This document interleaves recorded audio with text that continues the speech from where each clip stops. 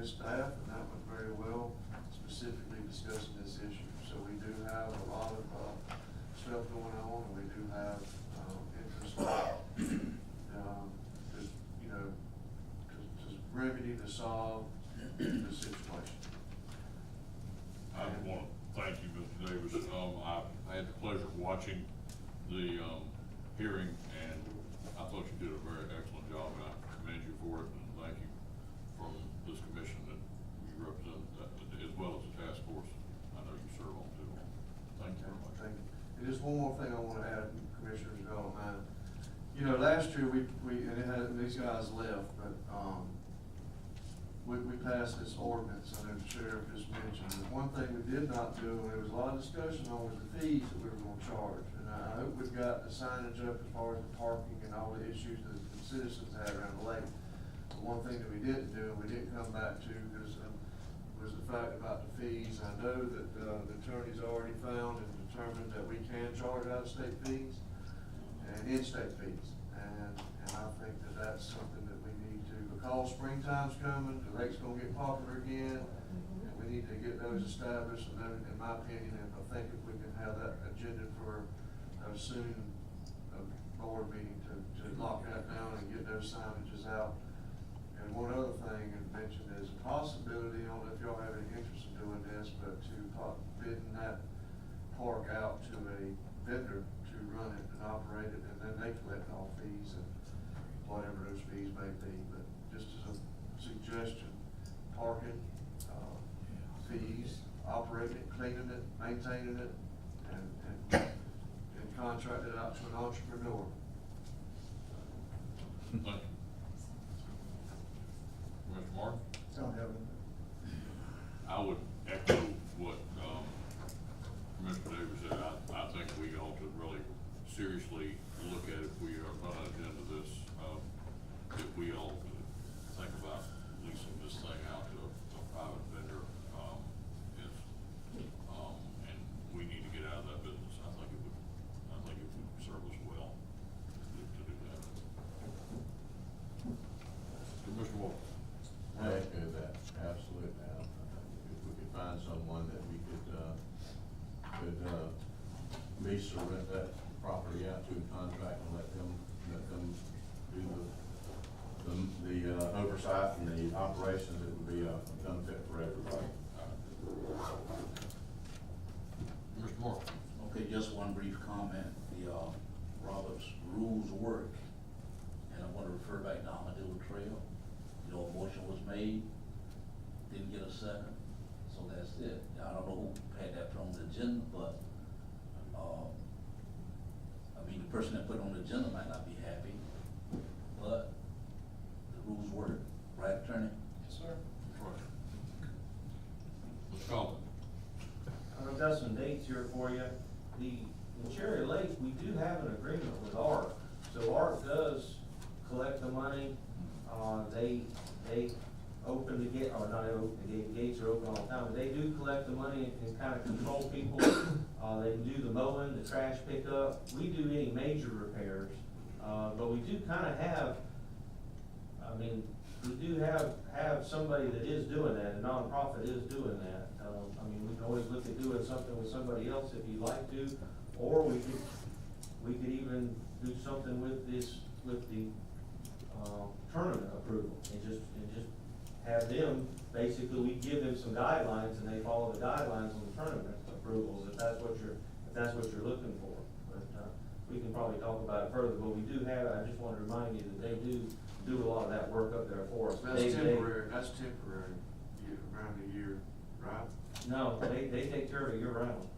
Now, they don't charge fees year round because it's not worth their time to be up there to collect the fees.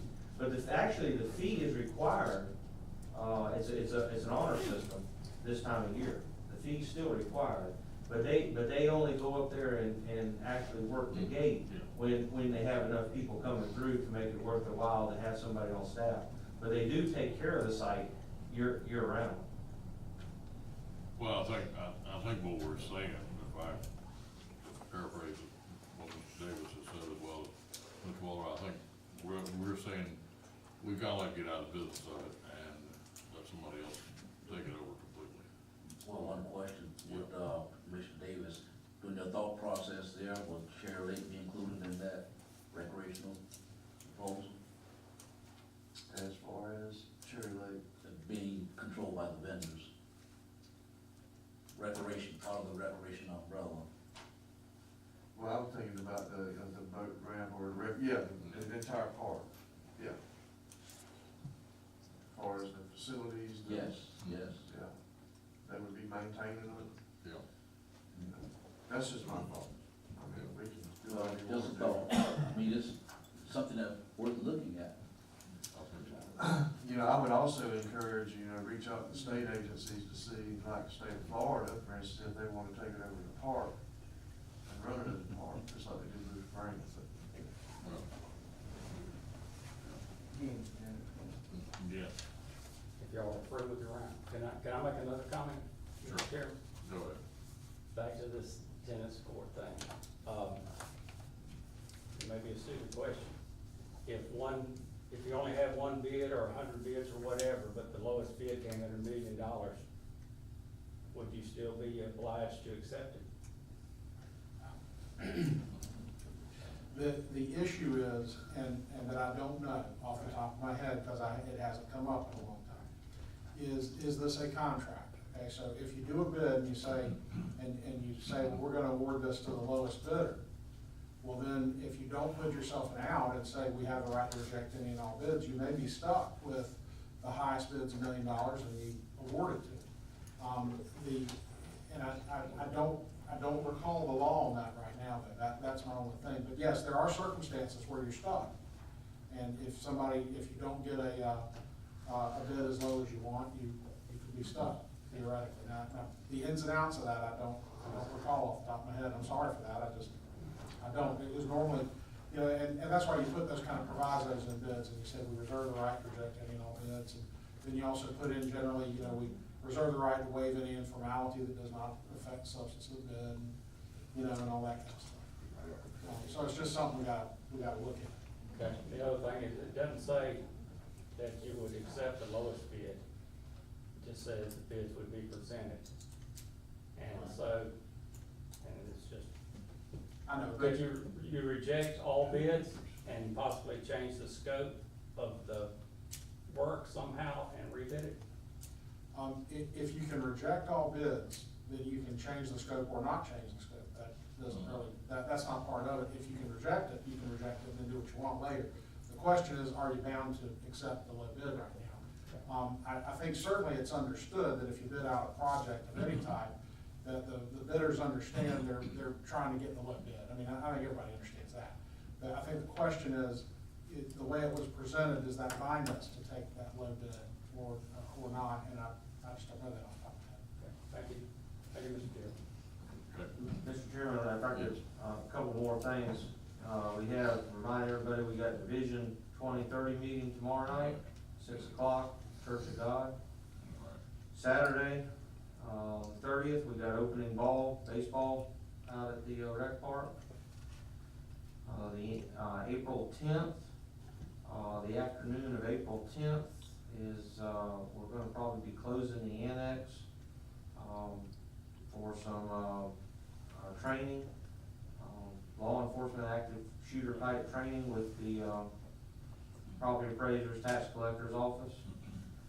And, also, I think Sherilyn has provided y'all a copy of the Florida Association of Counties annual meeting coming up in June. It's gonna be the first part of June this year. And so if you could let us know as soon as possible if you're gonna go, so we can reserve a room if you're gonna go, and what workshops, if you're taking classes, what classes that you want to take, while you're there.